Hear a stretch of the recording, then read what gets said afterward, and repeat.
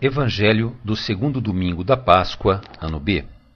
João, capítulo 20, versículos 19 a 31.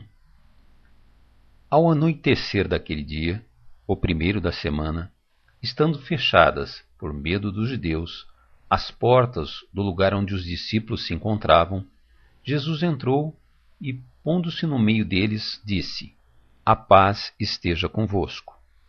Depois destas palavras, mostrou-lhes as mãos e o lado. Então os discípulos se alegraram por verem o Senhor. Novamente, Jesus disse: A paz esteja convosco. Como o Pai me enviou, também eu vos envio. E depois de ter dito isso, soprou sobre eles e disse: Recebei o Espírito Santo. A quem perdoardes os pecados, eles lhes serão perdoados. A quem não perdoardes, eles lhes serão retidos. Tomé, chamado Dídimo, que era um dos 12, não estava com eles quando Jesus veio. Os outros discípulos contaram-lhe depois: Vimos o Senhor. Mas Tomé disse-lhes: Se eu não vir a marca dos pregos em suas mãos, se eu não puser o dedo nas marcas dos pregos e não puser a mão no seu lado, não acreditarei. 8 dias depois, encontravam-se os discípulos novamente reunidos em casa, e Tomé estava com eles. Estando fechadas as portas, Jesus entrou, pôs-se no meio deles e disse: A paz esteja convosco.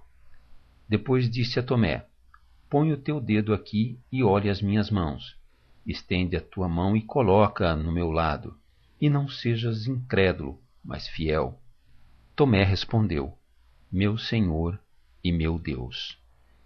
Jesus lhe disse: Acreditaste porque me viste? Bem-aventurados os que creram sem terem visto. Jesus realizou muitos outros sinais diante dos discípulos que não estão escritos nesse livro. Mas estes foram escritos para que acrediteis que Jesus é o Cristo, Filho de Deus, e para que, crendo, tenhais a vida em seu nome. Palavra da salvação.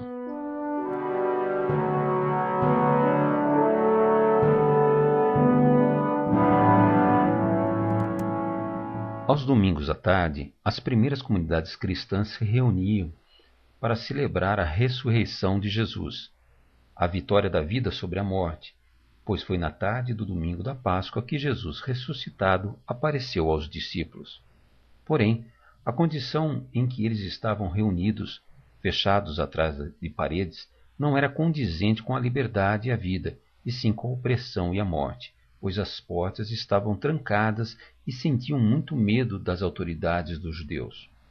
Para Jesus não existem barreiras.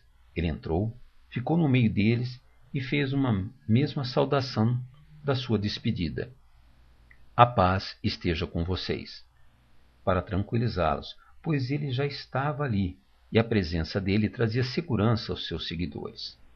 Jesus ainda trazia no seu corpo as marcas do seu sofrimento e as apresentou como testemunho da vitória da vida e, ao mesmo tempo, sinais da injustiça. A alegria dos discípulos ao vê-lo foi transformada em disponibilidade, e Jesus soprou sobre eles o sopro vital do Deus, o seu Espírito, dando-lhes nova vida, nascendo então a comunidade dos seguidores de Jesus, aos quais ele confia sua própria missão. Eles estavam, a partir de então, com o mesmo Espírito que esteve com Jesus, e receberam a missão de continuar o projeto de Deus, que é a luta pela justiça, permitindo que todos tenham acesso à vida. Tomé impõe uma condição para crer: era preciso ver. O fato dele não ter acreditado nos discípulos quando disseram que Jesus estava vivo e que tinha ressuscitado, não faz dele uma pessoa menos importante, pois o importante não é ter estado com Jesus antes de sua morte, e sim viver a vida que nasce da ressurreição, assumindo o projeto de Deus como uma opção pessoal. Jesus se dá a conhecer, primeiramente, apenas para alguns. pois todas as gerações futuras o conhecerão e acreditarão na ressurreição somente pelo testemunho de poucos. Tomé, ao encontrar-se com Jesus, faz a sua profissão de fé: meu Senhor e meu Deus. Esta é a primeira vez que Jesus é chamado de Deus, depois do prólogo, início do Evangelho de João, motivo de sua condenação. Jesus diz que são felizes aqueles que não receberam provas concretas da sua ressurreição, e sim os que creem porque aceitam o testemunho da comunidade. E isso está ao alcance de todos e serve para despertar o compromisso da fé, experimentando a vida que Jesus veio trazer.